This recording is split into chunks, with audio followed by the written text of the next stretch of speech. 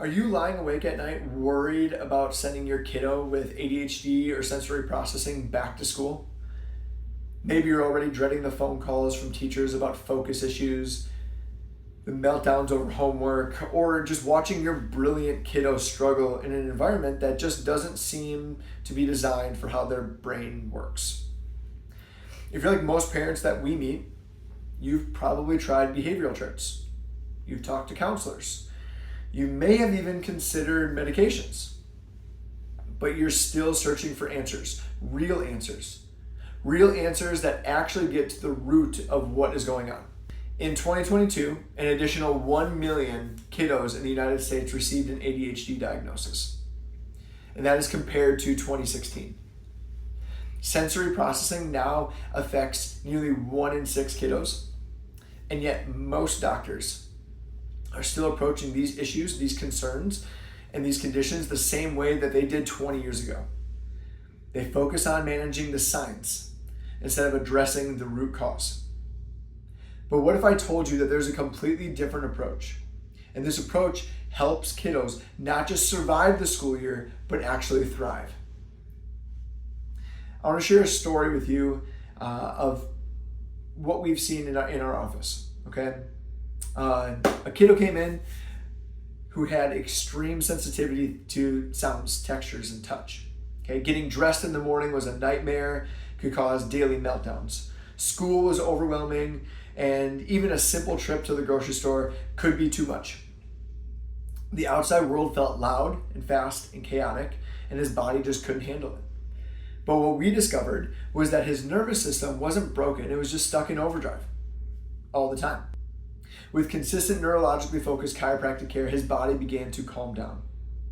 His mind began to organize.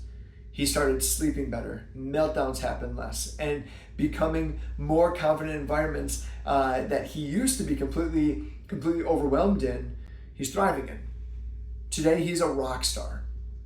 And even he started to enjoy certain activities that he couldn't from before. Things like roughhousing with his brothers, focusing better, okay? He can do all these things without being overstimulated. And the best part of all of this is that story isn't rare, but it is life-changing.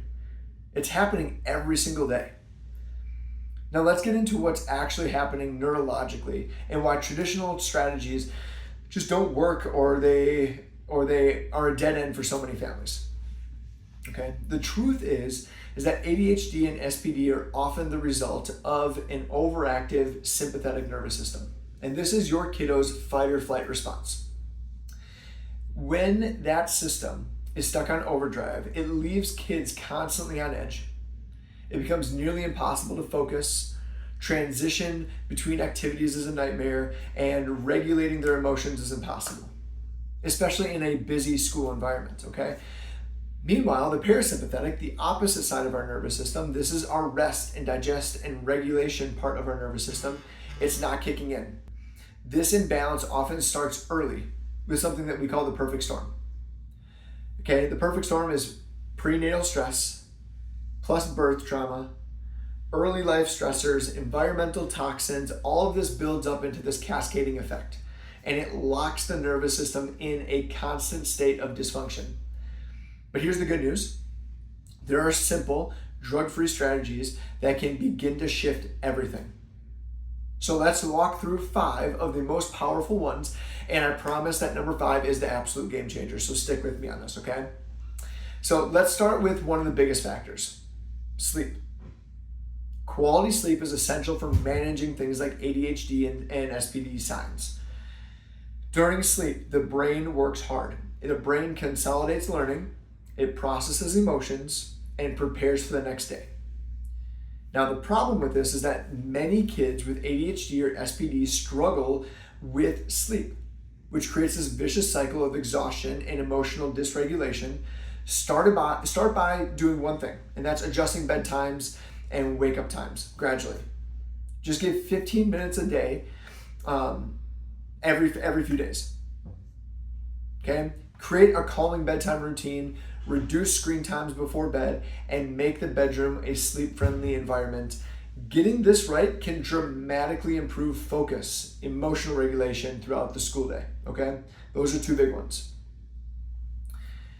The next one is kids with ADHD and SPD often struggle with executive functions, meaning things like planning, organizing, following routines is really hard. Let's set them up to succeed, right? Create a visual system at home. Command centers, designated spots for school supplies, color-coded folders and calendars. This isn't just about being organized, it's about reducing the mental load on an already overwhelmed and overstimulated nervous system. When you free up that brain energy where your kiddo doesn't have to constantly think about those things, your child can use it where it really matters, which is learning and connecting and growing. Now, this is a big one, so make sure you're ready for this one. Dr. John Ratty, in his book Spark, shows that exercise can be as effective as medications for some kids with ADHD. Why? Because movement activates the brain. Exercise improves focus. It boosts the mood, and it helps manage anxiety naturally. Even just rolling out of bed and moving in the morning can kickstart your kiddo's parasympathetic nervous system and help them regulate their brain for an entire school day. So before you reach for screens or stress, reach for movement. The missing piece that we're going to go over this now, the most powerful foundation of all. Through gentle, specific adjustments, neurologically focused chiropractic care helps release tension on the overactive sympathetic nervous system. And this activates the calming parasympathetic nervous system, especially the vagus nerve. At our office, we use insight scans. We use this technology to see exactly where stress is building in your kiddo's nervous system. This gives us the ability to create a personalized care plan for your kiddo. One that can lead to better focus, emotional balance, improved sleep, fewer meltdowns. And here's what's really exciting. When you address the foundation, the root cause of this, your child's nervous system, that's the root cause. When we do that, then strategies like sleep and structure and exercise work even better. Everything builds from there. If you're feeling like you've tried everything and your child is still struggling, this is your sign. This is your sign to go deeper, to look deeper. Click the link in our bio to learn more about back to school transitions and how to help your kiddo not just survive the school year, not just make it through, but truly thrive the way that we as parents know that our kids can do. We're here for you and we're here for your kid. All right, we're here to make it the best school year yet. And I cannot wait to do that side by side with you.